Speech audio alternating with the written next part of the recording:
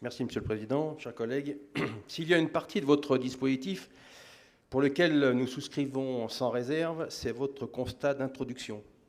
En effet, qui ne serait pas d'accord sur le fait que la filière polyculture-élevage est essentielle à nos régions, essentielle d'un point de vue environnemental par son action indispensable sur le maintien des prairies et ainsi la qualité et la régulation de l'eau. Essentielle d'un point de vue économique puisqu'elle est résiliente et pourvoyeuse d'emplois même dans des secteurs isolés. Essentielle pour l'aménagement des territoires où notre modèle d'agriculture familiale anime encore nos villages et contribue au maintien de la population.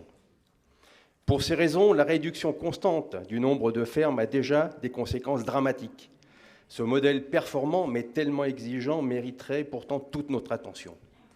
Pourtant, nous pouvons constater ces 10 dernières années la poursuite d'une tendance lourde, une diminution de 35% des fermes en polyculture-élevage, une augmentation de 25% des SAU par exploitation avec des conséquences qui posent de nombreux problèmes.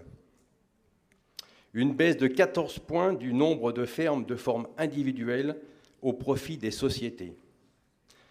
Ce bilan, c'est l'expression quantifiable de l'échec de vos politiques, parce que vous menez la politique agricole dans le Grand Est depuis de nombreuses années déjà. Vous n'êtes pas les seuls responsables, bien sûr, puisque vous suivez une feuille de route de l'Union européenne. Nous avons l'impression que pour inverser cette tendance, vous orientez vos axes d'effort sur de vieilles recettes, proposer des analyses, des diagnostics, l'intervention de conseillers, pour déboucher sur quoi? Dire à nos éleveurs d'être plus compétitifs, proposer des subventions pour les inciter à investir et contracter ainsi trop souvent des endettements mortifères. Ce n'est pas ce qu'attendent prioritairement nos éleveurs. Ce qu'ils souhaitent, c'est de subir moins de contraintes administratives, avoir plus de reconnaissance, bénéficier de rémunérations dignes du labeur consenti, être confrontés à un marché équitable, soumis aux mêmes normes qu'on leur impose. Ils veulent être respectés. Alors que les enjeux sont immenses, vous devriez conduire un plan de défense de notre modèle agricole, concevoir et mener une vraie stratégie pour la polyculture-élevage.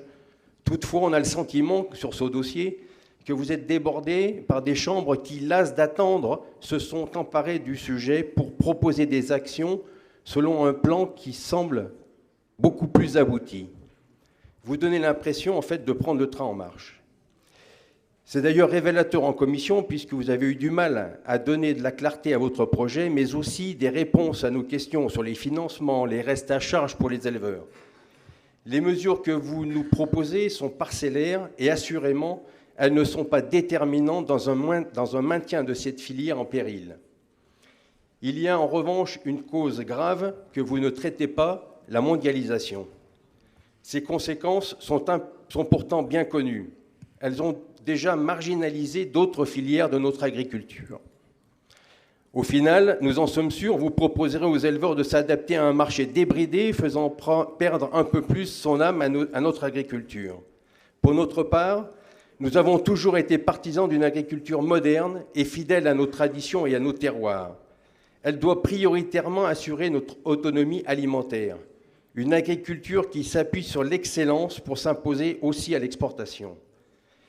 D'ailleurs, les enjeux sanitaires, les défis environnementaux nous donnent chaque jour un peu plus raison. Pour atteindre ces objectifs, nous restons favorables à un protectionnisme intelligent, maîtrisant des marchés d'abord profitables à nos filières, afin d'assurer des revenus décents à nos producteurs. Nous soutenons depuis toujours, par exemple, l'intégration d'une part déterminante des produits locaux dans la RHD régionale pour un souci stratégique des filières. Là aussi, un enjeu auquel vous ne répondez toujours pas. Il va falloir prendre vos responsabilités vis-à-vis de la société. Vous pouvez faire le choix de la mondialisation, c'est un choix politique, mais dites-le clairement. Alors, pour être cohérent avec cette globalisation des marchés, vous devrez obligatoirement engager un nivellement par le bas de l'agriculture française en général et de l'élevage en particulier. Sans cela, nous continuerons à perdre nos fermes, comme ça a été le cas pour les élevages ovins, les volailles, mais aussi la production de fruits ou de légumes. Pour conclure, nous vous livrons un indicateur de réflexion.